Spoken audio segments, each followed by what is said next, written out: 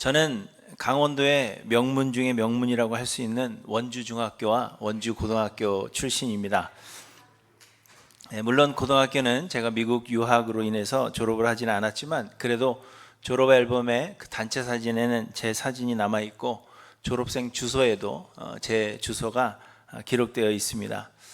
강원도를 잘 모르시는 분들은 뭐 원주가 무슨 명문이겠는가, 춘천이 아니겠는가 그렇게 생각하시겠지만 원래 강원도는 강릉과 원주를 의미하는 것이고 이들 중에서 원주가 강원도의 대표적인 도시입니다. 일리노이에는 시카고도 있고 일리노이의 주도시는 스프링필드이지만 그럼에도 시카고가 더 크고 유명한 것처럼 강원도도 그런 것이죠. 그래서 학교는 춘천이 아니라 원주 중고등학교가 명문이라고 저는 그렇게 믿습니다. 감사합니다. 그렇지만 저는 사실 뺑뺑이 세대입니다.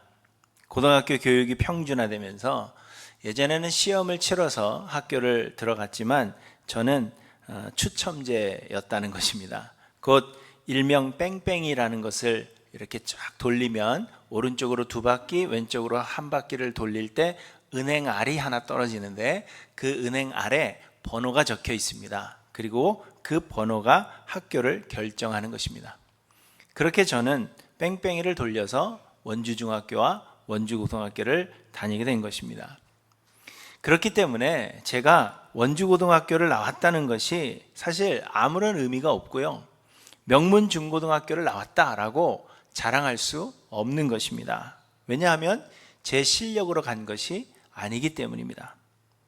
학교는 물론 뺑뺑이로 바뀐 후에도 좋은 학교였습니다.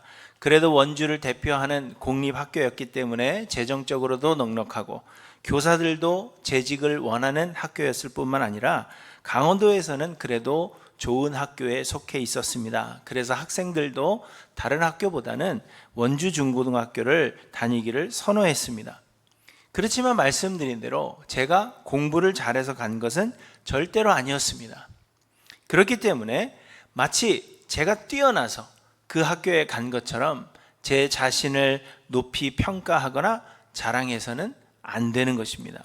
여러분, 이는 너무나도 간단하고 분명한 진리입니다. 뺑뺑이 돌려가던 뺑뺑이 세대들이 학교 들어간 것을 자랑한다는 것은 사실 말이 되지 않는 것입니다. 하지만 이 간단한 진리를 이해하지 못하는 사람들이 사실 생각보다 많습니다. 그래서 저처럼 뺑뺑이 세대임에도 불구하고 아직도 자신이 명문학교를 나왔다고 마치 자신의 업적처럼 그렇게 자랑하는 사람들이 있는데 이는 사실 얼마나 우스운 일이 아닌가 싶습니다. 그런데 여러분, 우리의 삶의 모든 것이 이와 같습니다. 곧 지금 우리가 누리는 모든 것들이 우리의 실력이나 노력에 의한 결과가 아니라 하나님의 은혜라는 것입니다. 그리고 무엇보다도 우리의 구원이 하나님의 은혜입니다. 이 구원의 은혜에 대해서는 이미 너무 많이 언급을 했기 때문에 아마 하일랜드 교회 성도님들은 모두 외우실 정도가 되었다라고 생각이 됩니다. 아담이 선악과를 먹고 범죄한 이후로 하나님은 우리를 떠나셨고 그리하여 우리는 모두 영으로 죽게 되었습니다. 하나님은 우리를 하나님의 형상을 따라서 영적인 존재로 창조하셨고 그래서 영이신 하나님과의 그 교제를 통하여서만 살 수 있게 하셨는데 아담의 범죄로 인하여 하나님과의 그 교제가 단절되었다는 것입니다. 그래서 사람들은 이미 영으로 죽어 있는 상태에 놓이게 되었고 그래서 선을 행할 능력조차 상실하게 된 것입니다. 죽었기 때문에 선을 행할 수 없는 것입니다. 그래서 선을 행하거나 율법을 지켜 행함으로 구원에 이를 수 있는 사람이 한 사람도 없었으며 우리는 모두 하나님의 진노 아래에 놓이게 된 것입니다. 또 하나님은 죄의 삭은 사망이라 하셨습니다. 그렇기 때문에 죄를 범한 모든 사람들은 죽음으로만 그 죄값을 치를 수 있는 것입니다. 사람들은 이미 영으로 죽었고 모두 육체의 죽음을 맞이하게 되며 그 후에는 하나님의 영원한 형벌을 받아야 합니다. 우리는 선을 행할 능력도 없지만 선을 행함으로 구원에 이를 수 없는 이유는 죽음만이 죄에 대한 값이 되기 때문입니다. 그런데 또 세상의 모든 사람들이 우리와 동일한 죄인이요 이미 죽은 자들이기 때문에, 세상의 모든 사람들이 다 죽은 자들이기 때문에 모두들 자신의 죄로 인하여 죽는 것이요 우리를 대신하여 죽어줄 수 있는 사람은 이 세상에 한 사람도 없습니다. 구약시대에는 동물의 피를 흘려서 대속제물을 삼았지만 아시는 대로 이는 임시적인 방편에 불과하다 했습니다. 결국 세상에서 자기 힘으로 혹은 그 누군가의 힘으로 구원을 얻을 수 있는 사람은 한 사람도 없는 것입니다. 그래서 하나님이 구원하실 자들을 예정하신 것입니다. 그 누구도 자신의 힘으로 구원을 얻을 수 없기 때문에 하나님은 우리에게서 아무런 조건을 요구하지 않으시고 창세 전에 사람이 무슨 선이나 악을 행하기 이전에, 어떤 공로를 쌓을 수 있기 이전에 구원이 오직 하나님의 은혜로 되는 것임을 알게 하시고자 우리를 예정하셨다는 것입니다. 이것이 에베소서 1장에서 바울이 설명한 내용입니다. 우리가 아무것도 행한 것이 없고 선을 행할 수도 없었는데 하나님께서 창세 전에 이미 우리를 예정하셨다는 것입니다. 얼마나 놀라운 은혜입니까, 여러분? 그리고 하나님은 하나님의 독생하신 아들 예수 그리스도를 세상에 보내셨습니다. 죄가 없으시고 가치가 충분하신 하나님의 아들이 죽으시기 위해 사람이 되셨고 십자가에서 죽으사 하나님의 그 택하신 자들의 죄를 대속하셨습니다. 그리고는 예정하신 자들에게 성령을 보내주셔서 예수를 그리스도로 믿게 하셨고 그 믿음을 우리의 의로 인정하사 우리를 구원해 주시는 것입니다. 여러분, 이 모든 것을 하나님께서 계획하셨고 하나님께서 예수 그리스도와 성령의 역사를 통하여 스스로 이루신 것입니다. 이 과정에서 우리가 한 것은 아무것도 없고 그래서 구원은 전적인 하나님의 은혜인 것입니다. 오늘 보면 1절에 바울은 그는 허물과 죄로 죽었던 너희를 살리셨도다 이렇게 말씀하십니다. 우리는 이미 허물과 죄로 죽었던 자들입니다.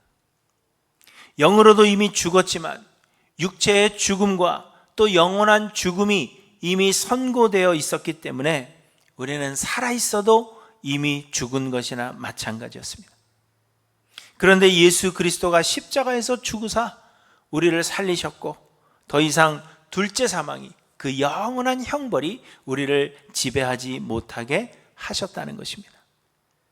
그런데 또 4절부터 보시면 긍휼이 풍성하신 하나님이 우리를 사랑하신 그 큰 사랑을 인하여 허물로 죽은 우리를 그리스도와 함께 살리셨고 너희는 은혜로 구원을 받은 것이라 이렇게 말씀하십니다. 하나님께서 우리를 살리신 것은 우리의 공로 때문이 아닌 하나님의 긍휼하심과 사랑하심 때문이라는 것입니다.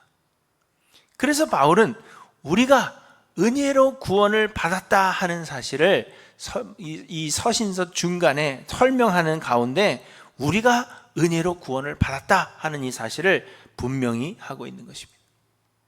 뿐만 아니라 6절에 보시면 또 함께 일으키사 그리스도 예수 안에서 함께 하늘에 앉히시니 이렇게 말씀하십니다. 우리는 사망에서 구원을 얻은 것뿐만 아니라 예수 그리스도와 같은 지위, 곧 하나님의 자녀가 되는 권세를 받았으며 하늘나라의 상속자들이 되었다는 것입니다. 놀라지도 않으세요? 하늘나라를 받게 됐다는데. 이 놀라운 은혜에 대하여, 그런데 8절부터 또 보시면 너희는 그 은혜에 의하여 믿음으로 말미암아 구원을 받았으니 이것은 너희에게서 난 것이 아니요 하나님의 선물이라. 행위에서 난 것이 아니니 이는 누구든지 자랑하지 못하게 함이라 이렇게 말씀하십니다.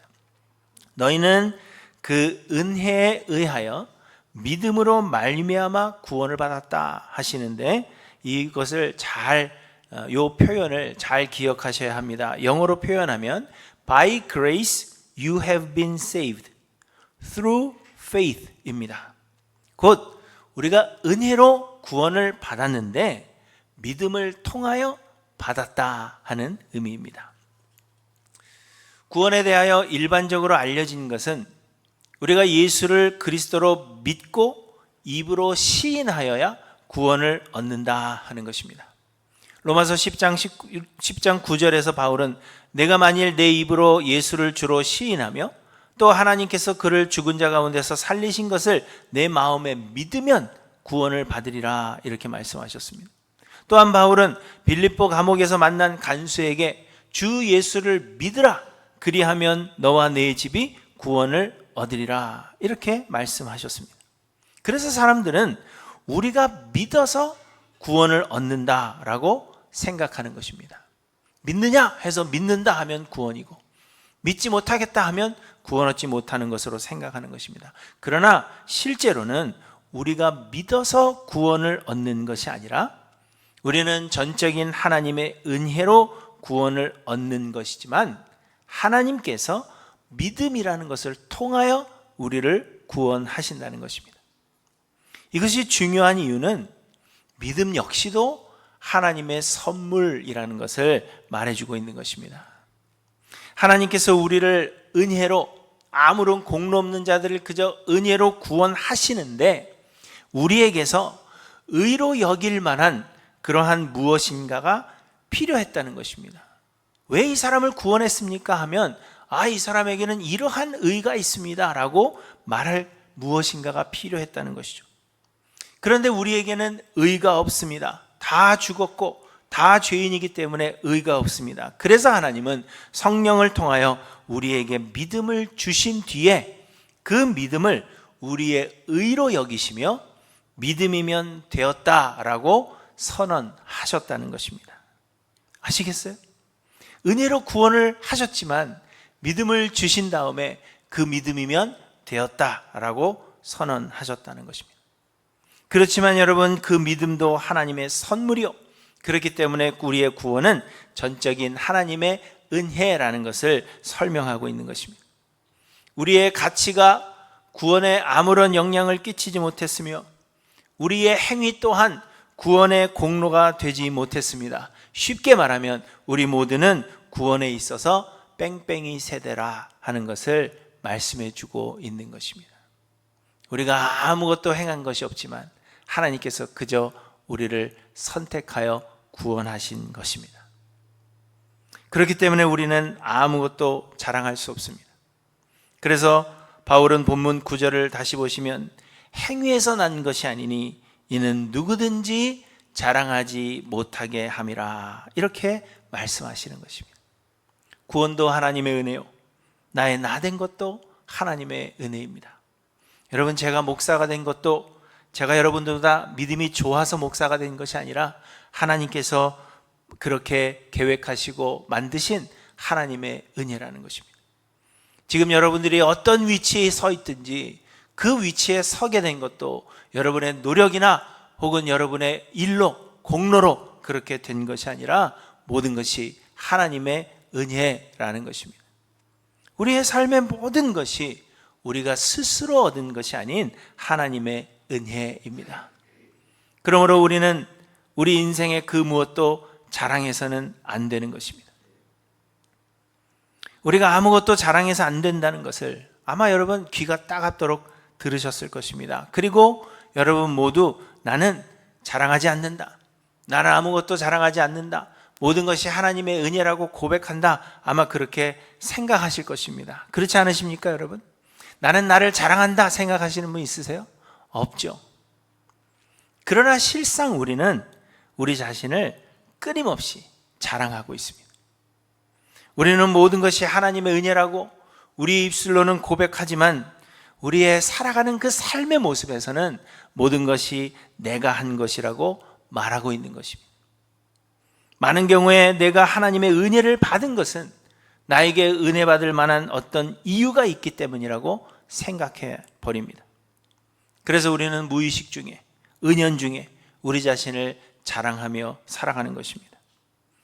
우리는 여전히 모두 죄인들이기 때문에 우리가 힘써서 자랑하지 않으려고 노력하지 않으면 우리는 우리 자신을 자랑할 수밖에 없는 것입니다.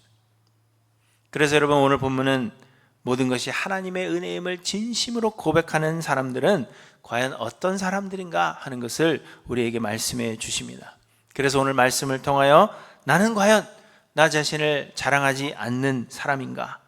모든 것이 하나님의 은혜임을 나는 진심으로 고백하고 있는가? 우리 모습을 한번 돌아볼 수 있기를 간절히 소망합니다. 첫째로, 자신을 자랑하지 않는 사람은 자신이 어떤 상태에서 구원받았는지를 철저히 깨닫는 사람입니다. 바울의 이 편지를 바라보는 사람들은 아마도 1차적으로는 에베소 교회의 이방인 그리스도인들이었을 것으로 그렇게 보여집니다. 바울의 말투를 보면 이 편지를 받고 있는 대상은 유대인 그리스도인들보다는 에베소에 있었던 이방인 그리스도인들에게 이 편지를 1차적으로 쓴 것으로 그렇게 보여집니다. 에베소 교회에 유대인 그리스도인들도 있었고 이방인 그리스도인들도 있었는데, 유대인 그리스도인들은 이방인 그리스도인들에게 너희가 구원을 얻기 위해서는 유대인들의 율법을 지켜야 한다, 그렇게 주장했던 것입니다. 할례를 받아야 하는 것은 물론이고 이방인들이 즐겨 먹던 음식들을 금하고 특정한 음식만을 먹어야 된다. 너희가 행하던 모든 습관들, 관습들을 버려야 되고 유대인들 같이 되어야만 구원을 얻을 수 있다라고 주장했습니다. 그래서 그 말을 들은 이방인 그리스도인들은 자신의 구원에 있어서 소극적일 수밖에 없었습니다. 구원을 얻었으면 좋겠지만 또 그 삶의 모습을 함부로 한 번에 버리기가 쉽지 않았던 것이죠. 유대인 그리스도인들의 그래서 그 주장은, 그러면 유대인들의 구원은 그들이 율법을 철저히 지켜 행하였기 때문이라고 자신들을 자랑하는 것에 불과했습니다. 그래서 바울은 이방인 그리스도인들에게 이렇게 말합니다. 2절에 보시면, 그때의 너희는 그 가운데서 행하여 이 세상 풍조를 따르고 공중의 권세 잡은 자를 따랐으니 곧 지금 불순종의 아들들 가운데서 역사하는 영이라, 이렇게 말씀하십니다. 바울은 이방인 그리스도인들이 구원을 얻기 이전에는 얼마나 형편없는 존재들이었는지를 말씀하고 있는 것입니다. 너희는 불순종의 아들들 가운데서 역사하는 영들을 따르는 자들이었다. 곧 너희는 불순종하는 자들이었다, 그렇게 말하고 있는 것입니다. 그러나 바울의 이 말은 이방인 그리스도인들의 그 이전의 상태에 대하여 지적하려고 하는 것이 목적이 아니라는 것을 발견하게 됩니다. 왜냐하면 곧 이어지는 3절에 보시면, 전에는 우리도 다 그 가운데서 우리 육체의 욕심을 따라 지내며 육체와 마음에 원하는 것을 하여 다른 이들과 같이 본질상 진노의 자녀이었더니, 이렇게 말씀하고 있습니다. 여러분, 여기서 말하는 우리는 누구입니까? 우리는 다름 아닌 바울을 포함한 유대인 그리스도인들입니다.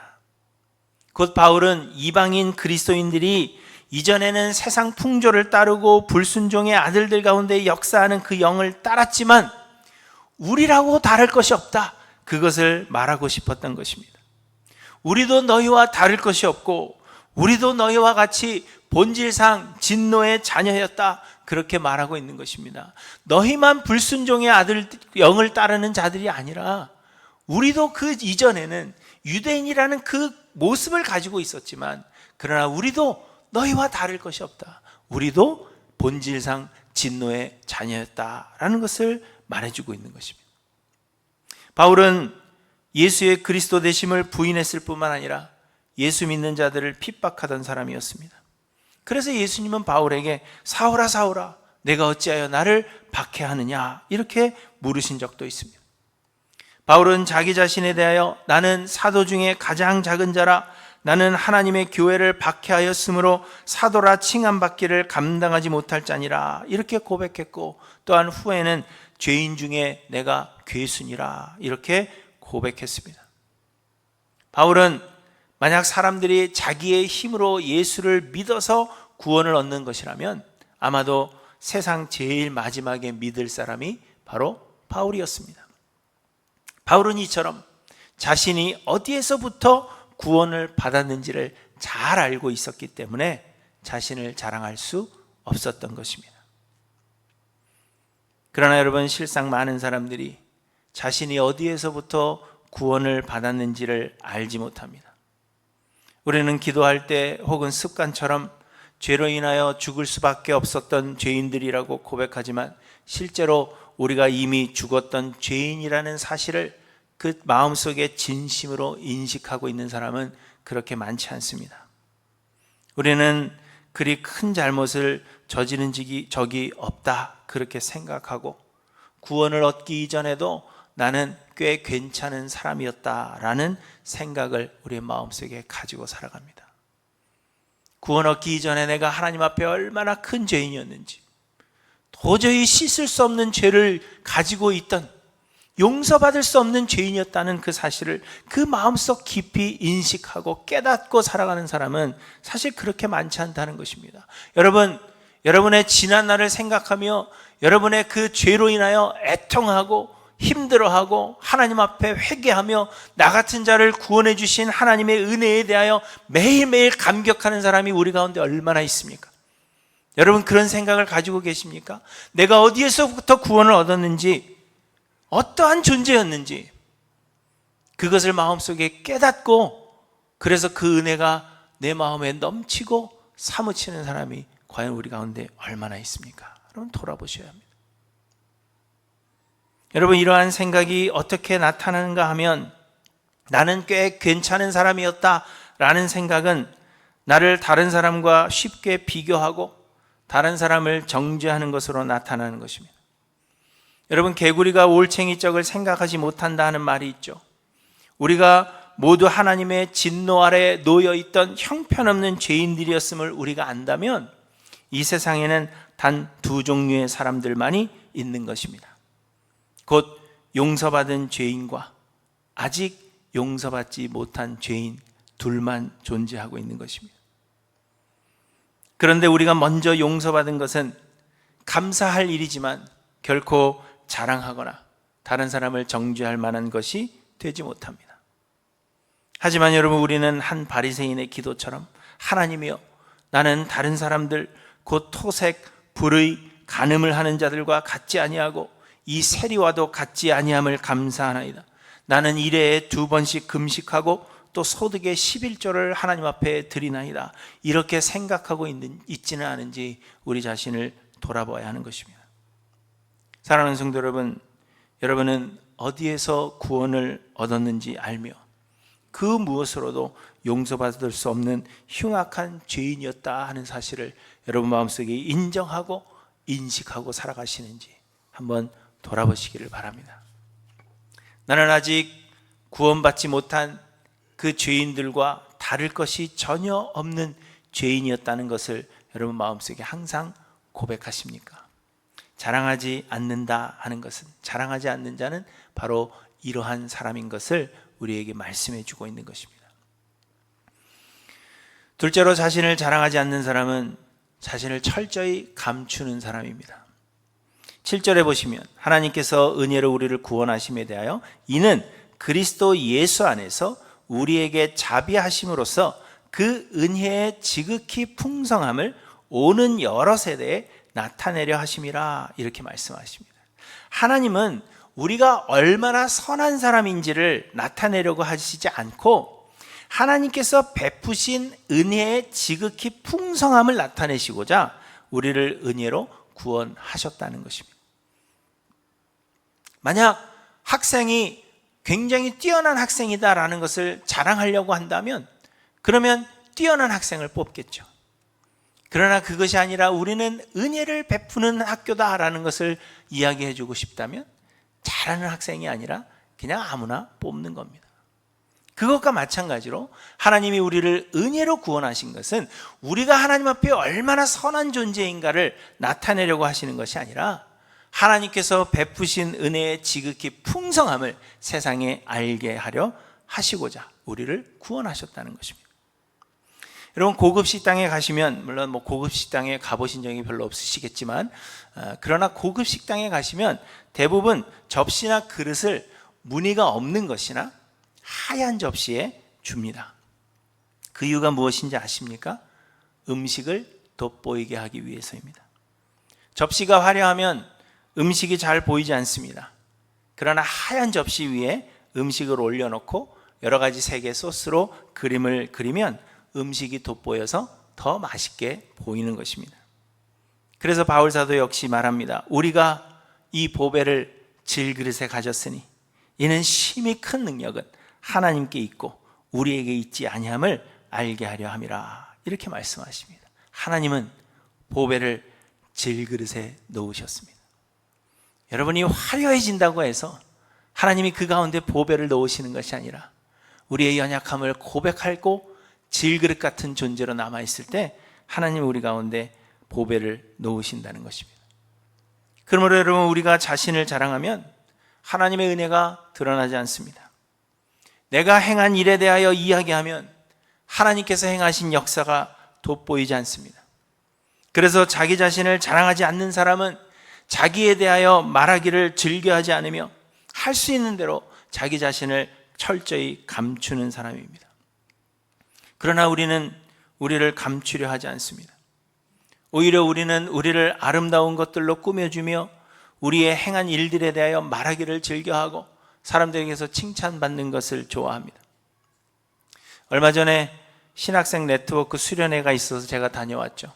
수련회가 아틀란타에 있는 PCA 총회 본부에서 있었는데 한국의 한 교회 목사님이 마침 아틀란타 지역에 부흥회를 인도하러 오셨다가 PCA 총회 본부가 있다는 말을 듣고 거기에 구경을 오셨습니다. 저희 총회 본부가 아틀란타에 있습니다. 근데 거기에 개혁주의 목사님들은 한국이든 어디든지 오시면 그 총회 본부를 방문을 합니다. 그런데 때마침 신학생 수련회가 그 본부에서 열리고 있다 하는 것을 알았고, 그래서 잠깐 찾아오셔서 예의상 잠깐 인사를 할 시간을 드렸는데, 이분이 강단으로 올라오시더니 무려 자신의 이력에 대해서 약 15분간 설명을 하셨습니다. 진짜 불러온 강사도 있는데 그 강사의 시간을 다 뺏어서 자기 이력을 막 설명하는 거예요. 수련회를 주관하신 목사님이 조금 있다 보니까 얼굴이 울그락불그락 해주셨어요. 그래서 중간에 올라오셔서 제가 초청한 강사도 아닌데 이렇게 오래 얘기하시면 어떡합니까? 그래서 내려가신 일이 있었습니다. 여러분, 우리는 이런 경우에 눈살을 찌푸리지만 실상은 이것이 대부분의 그리스도인들의 모습입니다. 다만 그 정도의 조금의 차이가 있을 뿐이에요. 우리는 우리를 나타내기를 원하고 우리를 아름다운 것들로 포장하려고 하며 우리 자신에 대하여 이야기하기를 즐겨합니다. 그러나 여러분, 하나님의 은혜를 나타내려고 한다면 우리는 질그릇으로 남아있어야 하며 자신을 철저히 감추어야 한다 하는 사실을 여러분 잊지 않고 기억하시길 바랍니다. 자신을 자랑하지 않는다 하는 것은 그저 입술로 나는 나를 자랑하지 않는다, 하나님의 은혜다 라고 말하는 것이 아니라 철저하게 자신을 감추는 것이 하나님을 자랑하는 것이고 나를 자랑하지 않는다는 사실을 잊지 않고 기억하시기를 바랍니다. 그리고 셋째로, 자신을 자랑하지 않는 사람은 선을 행하는 사람입니다. 10절에 보시면 우리는 그가 만드신 바라 그리스도 예수 안에서 선한 일을 위하여 지으심을 받은 자니 이 일은 하나님이 전에 예비하사 우리로 그 가운데서 행하게 하려 하심이니라. 이렇게 말씀하십니다. 우리는 선한 일을 위하여 지으심을 받았다 말씀하십니다. 그러나 우리는 죄로 인하여 선을 행할 수 없었습니다. 그런데 감사한 것은 하나님께서 우리를 예수 그리스도의 은혜로 구원하시고 성령을 보내주사 중생케 하심으로 선을 행할 수 있게 만드셨다는 것입니다. 그러므로 구원을 얻은 자들은 선을 행하는 자들입니다. 그런데 여러분, 여기서 중요한 것은 그러면 선한 일이란 무엇이냐 하는 것입니다. 대부분 사람들이 세상의 기준으로 선을 행한 뒤에 하나님께 인정을 받으려고 합니다. 그러나 선이라는 것은 세상의 기준으로 착한 일이 아니라 하나님의 뜻하신 바가 바로 선입니다. 그러므로 선한 일을 한다 하는 것은 하나님의 뜻이 이루어지기를 소망하며 자신의 생각을 비우는 것이고 하나님의 도구가 되어 온전히 순종하며 자기의 생각을 주장하지 않는 것입니다. 여러분, 세상 끝날 날에 사람들이 하나님 앞에 심판대 앞에 선다고 말씀하십니다. 그때 성경을 보시면 많은 사람이 주여 주여 우리가 주의 이름으로 선지자 노릇하며 주의 이름으로 귀신을 쫓아내며 주의 이름으로 많은 권능을 행하지 아니하였나이까 하리라, 이렇게 말씀하십니다.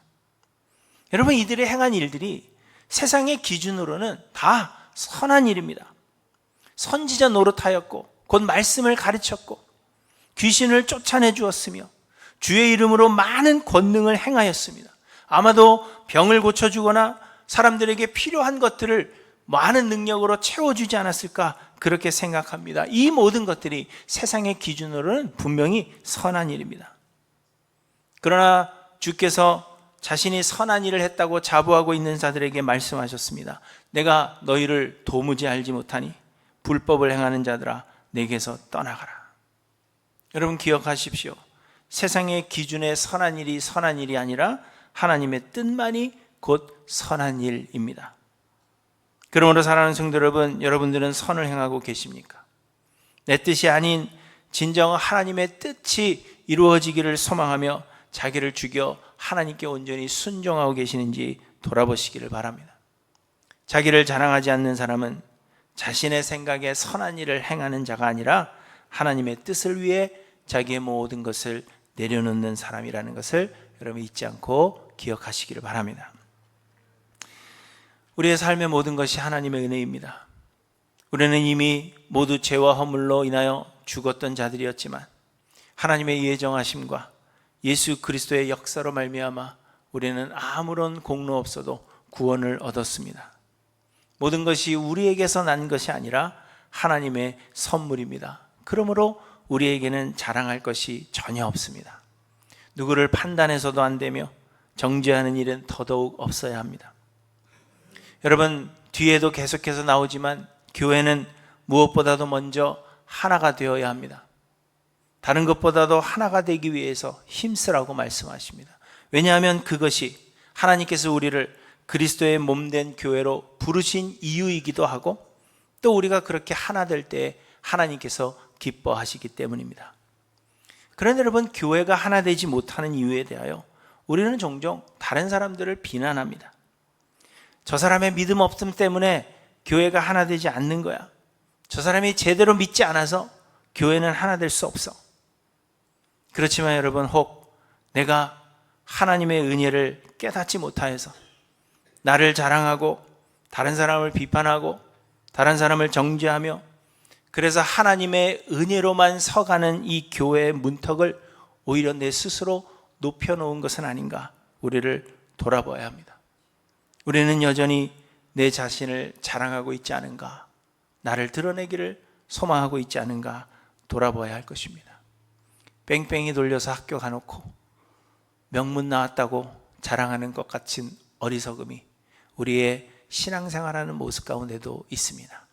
하나님이 다 해주셨는데, 모든 것이 다 하나님의 은혜인데 마치 내가 한 것처럼 나를 높이는 어리석음이 혹 내 삶에 있지 않은지 여러분 한번 돌아보시길 바랍니다. 자신을 자랑하지 않는다는 것은 자신이 어디에서부터 구원을 얻었는지를 철저히 깨닫는 것이요, 또 자신을 철저하게 감추는 것이며 또한 하나님의 뜻에 온전히 순종하여 선을 행하는 것임을 기억하십시오. 단지 입으로만 자랑하지 않는 사람들이 아니라 그 삶으로 자신을 자랑하지 않고 하나님의 은혜의 풍성함만을 드러내는 우리 할렐루야 모든 성도님들 되시기를 주님의 이름으로 간절히 축원합니다.